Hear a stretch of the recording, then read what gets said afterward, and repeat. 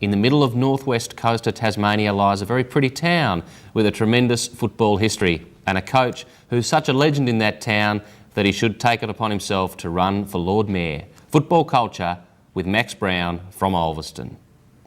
Well, it's been another long drive. It's 11 o'clock. We've arrived in Ulverstone. There's nothing open, but we've found a phone book and we've ordered a pizza from Red Grasshopper, and I think he's trying to deliver it to us right now. Thanks very much. That's all right. Are you the only place open in Ulverstone? Apparently you get a huge trade. Oh, yeah, it's pretty good actually. You're the most famous pizza place in all of the northwest coast. Well, that's cool. Are you going to the footy tomorrow? I'm going over. Yeah, I've got to play tomorrow. Oh, you're playing, are you? Yeah, I'm under 18s for Ulves. Oh, okay. Well, we'll have a great game tomorrow. You're not going to work too late tonight. What time's your game tomorrow? 10 to 10. Yeah? Yeah, but You get enough sleep? yeah, I should be right. Yeah? Yeah. You'll be up till 2:30 doing this and then... Oh, no, I'm knocking off in about 10 minutes actually. Okay. But there's more blokes working tonight. Yeah, we had 5 on tonight, plus the manager. And it's the biggest takeaway place in Ulverstone? Oh, yeah. Yeah? You could say that. How long's it been going for? 25 years. It was last year, the 25th anniversary. 25 years. Yeah. And do you know where the name Red Grasshopper comes from?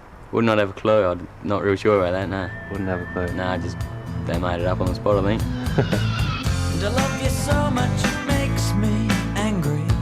You know the second best thing about doing football life is the things we get for free. 2 hours later, with no phone call and no warning, another man dressed in red arrived with 2 milkshake ice creams and then disappeared into the night.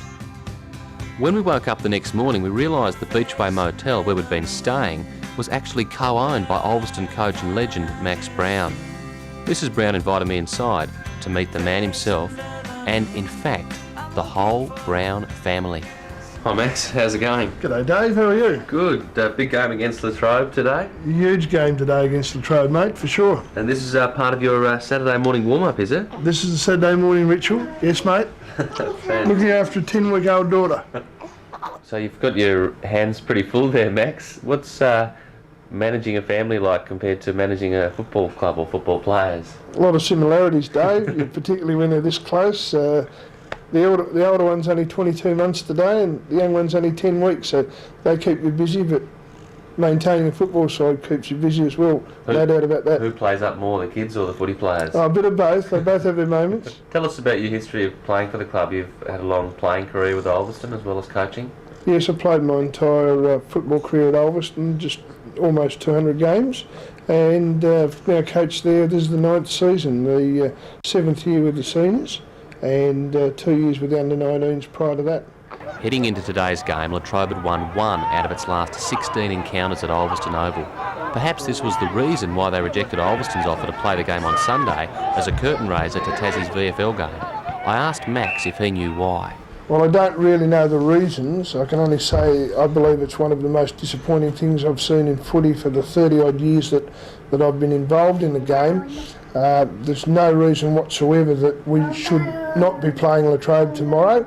And basically I think the Latrobe committee's decision not to take up our offer has let down the Ulverstone Football Club, the entire North West Coast, and in fact the Latrobe players themselves, because I know a lot of those boys from my statewide experience, and I would have no hesitation in saying that they would dearly love to be playing as a curtain raiser to Tasmania and the Murray Kangaroos tomorrow in what is simply an historic day in footy. So it's really a bewildering decision, and I've got no idea the logic behind Latrobe's decision not to play the game on Sunday.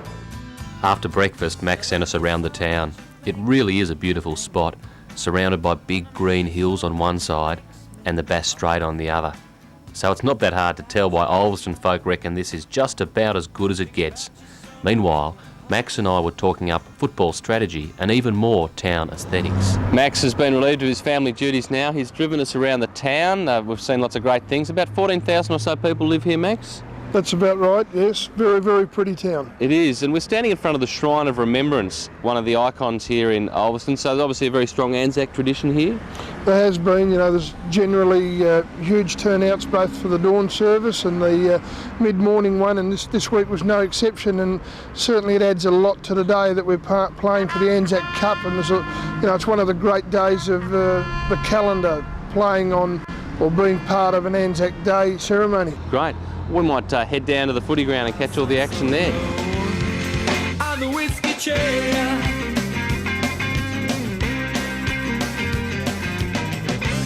The Latrobe Football Club was formed in 1881. They played their first game of footy in a paddock behind Barber's Hotel against Formby. They went on to win that game, 3 goals 20 to 0 goals 15, wearing blue and white Guernseys and white knickerbockers. Their win was a result, according to the local press, of their more active movements.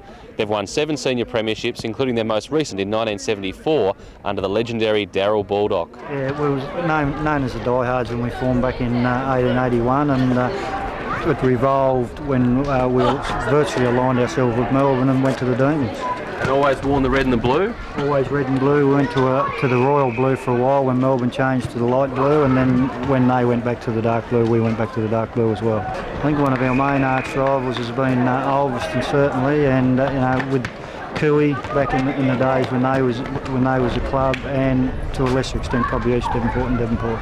Football was first played in Ulverstone in 1887 on a local paddock, with a hill providing a grandstand for the spectators. Since that time, Ulverstone's won 25 senior flags. And I'm talking with Wayne King, a former president of the club, and of those 25, I think about half a dozen have been triple flags, Wayne. Yes, at least half a dozen, commencing back in 1986, my first year as president. That's great, winning the underage, the reserves and seniors. That's correct, yes. And I believe Ulverstone was also the first team in the northwest to win the statewide premiership. In 1955, they were the first NWFU side to win a state title at that stage, defeated Newtown at this ground. And Wayne, how important is Max Brown for the Ulverstone Football Club, and what sort of a bloke is he? He's a wonderful chap, Max. Played the best part of 200 senior games himself in his footy career. This is a big weekend for this footy club. This is a big weekend for us 21 blokes. Max truly is a big figure in Ulverstone, almost as big as the old heritage oak tree that stands above the can bar. We enjoyed a couple of cans during the first half of the footy underneath the old tree, and then headed to the canteen, not for a salve, nor indeed for a steak sandwich, but for Ulverstone's own big beef Mardi Gras satay. Well, we believe we've got some of the best on the coast when it comes to football. We run one of the best kiosks, and we brag about that, and I think you've already experienced our beautiful satays. Now, you've commented yourself on that. True, and I'm about to taste it officially in a moment. Right, we're back. They are a curried marinated beef, right? They've been 4 days in the brew, so they've started to work. Right. And we've carried that on for 4 or 5 years now. Where did the satay start? What gave you the idea to run a satay at a football canteen? Ulverstone have a Christmas festivity, right, and the football club gets involved with that as a fundraiser, so we started that at the local Mardi Gras. Right, so we've transversed that back down to our football ground. It's been very popular. So I'm about to taste a Mardi Gras satay. Yeah, at the Ulverstone football ground. Well, how about that? And you've got the big VFL game tomorrow. What strategies have you put in place to make sure you don't run out of food like North Hobart did a couple of weeks ago? Well, we hope we do run out, but it's towards the end of the day, okay? But what strategies we've got extra outside facilities away from this kiosk. So we've got 4 more food outlets. Okay. Right, we have got use of a great refrigerated container. Right, and that is chock-a-block. So right, we've got our steaks, right, these great satays, bags and truckloads of chips, right, salves, right, bundles of salves, sausages, hamburgers, national pies, of course. You wouldn't run a footy match without a meat pie, would you? That's a fantastic choice. Yep, and we've got the soft drinks and the ever-popular boozer under the old elm tree at Ulverstone. It's got everything, and the great thing is that the salves are only $1.20 here at Ulverstone. But I'm going to do the taste test on the satay. This has been marinated 4 days. It's a beef Indian style satay. So Mardi Gras, here we go.